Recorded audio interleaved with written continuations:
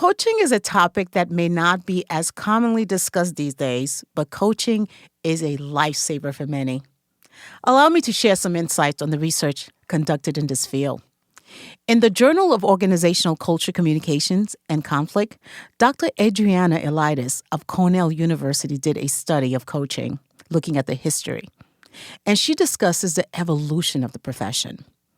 According to Dr. Elitis, she indicates that coaching is now a well-established component of the corporate environment, serving as a constructive approach to effective, positive change. She also points out that it has been increasingly implemented in a variety of industries and taught at universities across the globe. Dr. Elitis points out that coaching is a field that has expanded into a diverse range of specialized areas and subfields. These include business coaching, which focuses on professional development, personal coaching, which addresses the individual growth, and life coaching, which encompasses various aspects of life beyond one's career, such as the quality of life, interpersonal connections, personal identity, and transformation. I am excited to introduce to my guest, Majida Benali. Majida, who's an experienced coach with over 10 years of experience in the field, is here to talk to us about how she, over the years, have guided clients in not only their lifestyles, but also with stylish outfits. With 2 decades of experience in customer service, business management, she was the top salesperson nationwide for a prestigious American company and specializes in manufacturing high-end men's clothing and shoes. I want to welcome Majida. Hi. Hi, Majida. Welcome. Thank you. I'm really excited about this topic. Well, thank you for having me here. Yes, it's wonderful. So, did I overlook anything in my introduction about coaching? Actually, you were pretty generous. You gave an ample idea about what coaching business is about. I'm curious to find out what made you want to become a coach. When did it all start for you? Do you really want to know? I really want to know. Okay, well, it all started, believe it or not, by having 3 major events in my life. Number 1 was the death of my father. And the second one, losing my job. That was a career for me. And the third one, my divorce. And with all these changes and altering life situations, I found myself lost. Lost, and also I could not reach to anyone that would, give me, for instance, your family or friends. They're not impartial. They're not impartial. And I wanted this objective, point of view, a lens that is professional, that can help me grow and get through this hardship, right? So what I did, as a matter of fact, I did a lot of search as far as finding a therapist, because I felt inside me that something was not right. It really wasn't. I was lost. And for me, finding a therapist, it's a challenge in itself. Coming from the background that I'm coming from, the culture that I'm coming from, and all these aspects made it even more challenging to find a therapist and connect with them, Because for me, I'm like, okay, well, I'm going to find a therapist, and then, okay. But then she's not from my culture. She's not going to understand what I'm talking about. So here comes the work, and here comes the search, and here comes the digging and all the yummy and the ugly stuff, And then finally, I came across this wonderful, amazing therapist in New York City, but she was extremely expensive. And I'm like, oh my God, how can I handle all this in the middle of all this, losing my job and not being able to provide for the necessities and having a therapist? But I knew I needed to have one because I was completely devastated. So luckily enough, the therapist was very understanding and And she was telling me that she could, instead of having the sessions every week, we'll do it biweekly. And then also, little did I know that she was in my city back home, Meknes. And she knew and she was very familiar with the culture. And she helped me tremendously, really tremendously. And every penny I spent in these sessions were so worthwhile. And from there, I got interested, like I got a lot more fascinated in this word. And meanwhile, I went back to school after my divorce. I graduated for business, bachelor in business management. And but I started off as human services because I wanted to help women. I wanted to help people out there because I didn't want no one to feel what I was feeling. But then I wasn't ready, nor emotionally, nor mentally, to handle the the draining aspect of human services. Then I switched to business management. So then I graduated, but while I was in the university, there were some resources in the university that you can use as a student to help yourself, better yourself, you know, be happier. And there were coaches there.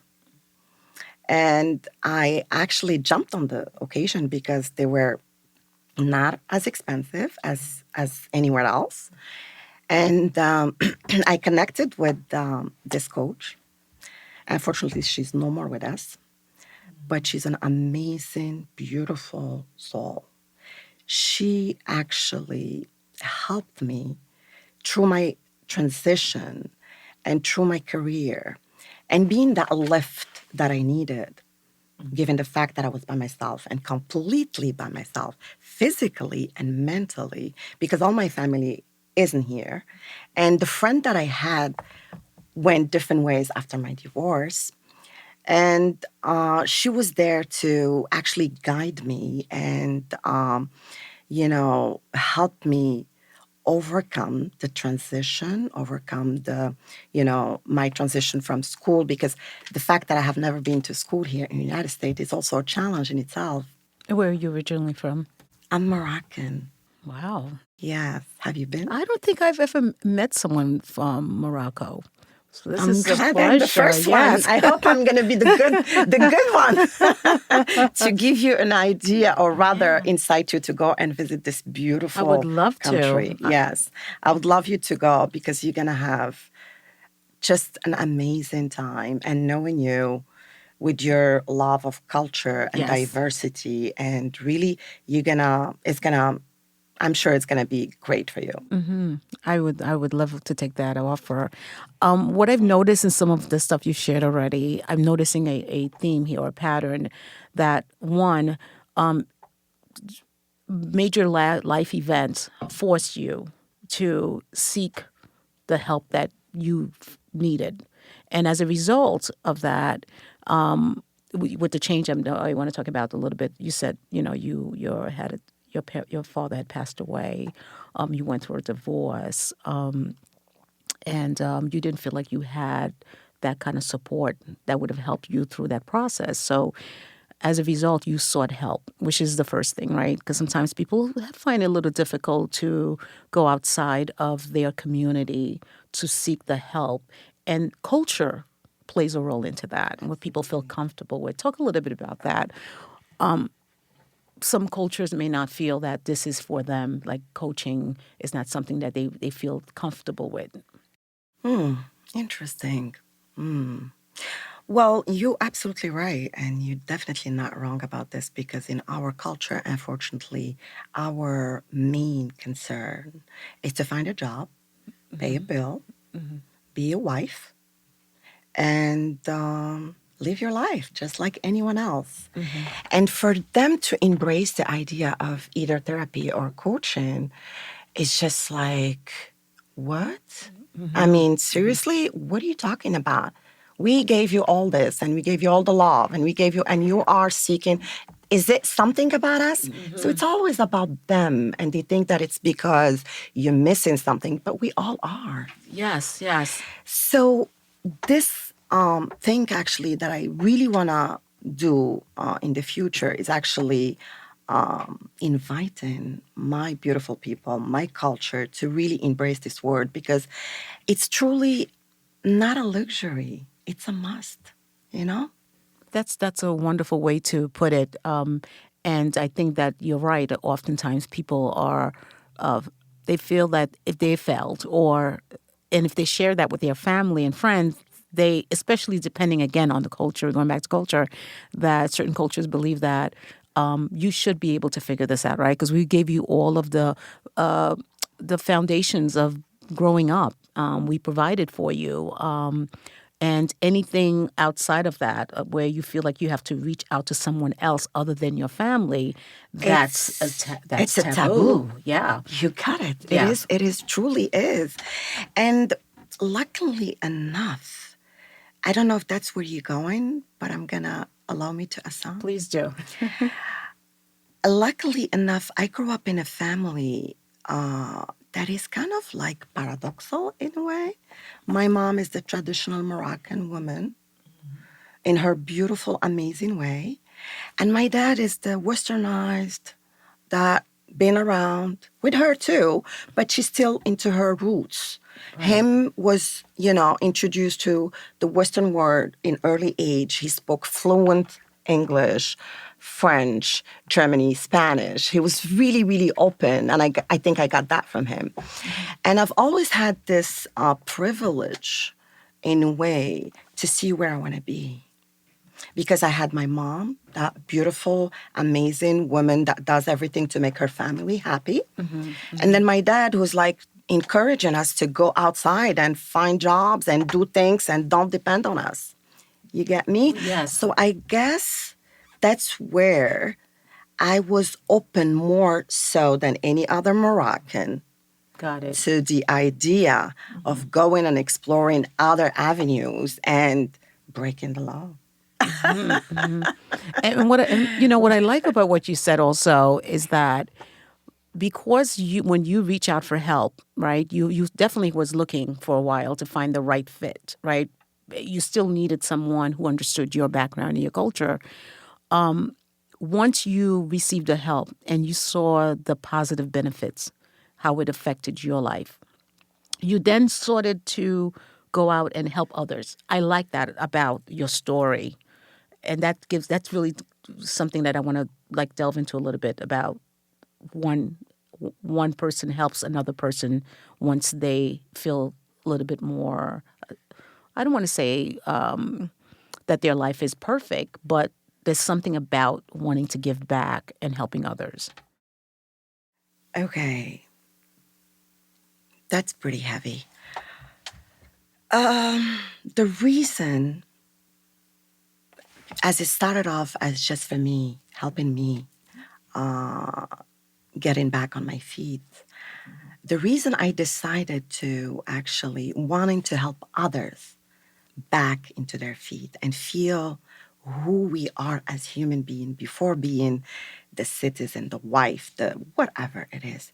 The reason why, because I really suffered. I suffered through my misunderstandings. I suffered through my fears. I suffered through my lack of confidence. Because I was so confident, but I don't want to portray anyone here bad, but all this, all this event had me look at me closer and really facing me. And I'm gonna share something with you. Not, not everything we face can be changed, but nothing can be changed unless it's faced, right? I like that. So I didn't know that. So I want to give the community and people and women especially, like myself, that been through situations like this, that there is hope out there. It's not merely your fault. It's not you. You probably didn't know how to express yourself. You were not in touch with your emotions. You were feeling guilt, shame, because you wanted to speak for yourself. And all this, we don't get it in school. We just don't. We really don't. I mean, if I had to do my life over, I would study by on like really outside whatever, the academical stuff, but really about emotional intelligence because we are emotionally ignorant. Believe it or not, I don't care. You can be intellectual, you can be, successful, but there is always something inside you that's missing. And that missing part, it's your core. Yes. How Yes. can you go further? Yes, it is deep self. I think at one point that there was a big discussion over emotional intelligence, and I don't know, somehow it fell by the wayside. But you are absolutely correct. Being in educational field myself, I do feel that we tend not to. We do more surfacey stuff with our children. Here you go. But yes, and I think oftentimes also people want to just put it on the parents, right? But remembering that children are not interacting, especially when they're school age, not just interacting with their family, they're interacting with the world. And we need to prepare them very early on to deal emotionally with different aspects of the world. I'm curious about how long did this process take you, though? Once you recognized that, as you started meeting with a coach and, you went there for one thing, concerning the changes that you were going through in your life, and then you sort of delve in deeper to see the things that were lacking that was preventing you from moving forward. How long did this work take? First of all, I want to really emphasize on the fact that yes, the coach does guide you, and she did help me, but I also did the work on my own because there is also accountability in place. She's going to guide you, she's going to give you exercises, but you need to be accountable. And you need to do the work. You need to do the dirty work on your own. It's not like an instant or a magic formula. It's a pill that you swallow and you become all of a sudden happy and cheerful. That's not how it works. And you need to be responsible and honest toward yourself. You can't just say, okay, brush it off. And no, well, she told me this and I'm going to just repeat it. You have to do the work. So the process altogether, I think it's a lifetime process. I don't think it's a limited process. We all under constructions and we're going to stay under construction because we are so complex human being. We're the dynamic and, the way we are, it's just something that I don't think we can reach a limit, or there's always time of improvement. There's always time of, shedding off layers of BS, excuse me, Yes. and it's hard to unlearn. And like the popular mass, they said you need to learn. You actually need to unlearn. You get me? Yes. Because it's rooted in you. Right. And you've always believed that's it. That's the way it should be. But guess what? It's not. And we're not very, very comfortable with change. Stay tuned for the next episode when Majida shares some of her coaching tips and strategies.